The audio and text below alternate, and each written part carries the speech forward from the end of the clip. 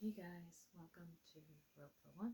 I'm Madam Love, your hostess, and I wanted to share with you the simplest version of creating our basic pre-tie. Now, this version does create bulkier knots and does require a little more rope, but it is really simple. You're basically finding your two ends, making a basic overhand knot, pulling it tight at the end of your rope so that you have a gigantic loop. Then you're finding the other end, your middle, and putting those the center, which is called a bite, and your knotted end together so that they can hang on your finger like this. Now you're finding the other side, and you're basically adding those two loops. So now you have 4 loops hanging off your thumb,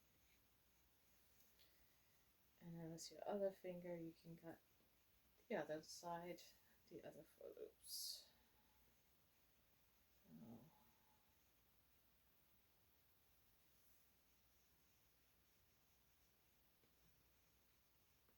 So, 1, 2, 3, 4.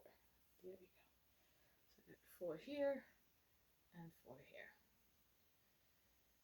Now what I'm going to do is I'm going to take this one end and I'm going to loop it around my feet like this, just so I can then grab the rope and make a really big overhand knot with all of my loops. And then you want to push it towards your feet and pull it tight at this point. Now this is just for tying. When you're applying it, of course, you have to flip this loop over so that the top part is facing you and the other part is hanging below your feet, so that you can then grab that, pull it between your feet or through your ankles, and then tighten that. But you can see how bulky that knot is in between there. So there is a different type of comfort around that. And then the top part, you have your leftover strand. You could now even use this as your restraint, tighten that up. And then this is a very basic, longer restraint. Now, if you want this shortened, you do another basic overhand loop, just with all 4 strands, pulling it through and pulling that knot tight close to the other one. And it's very short,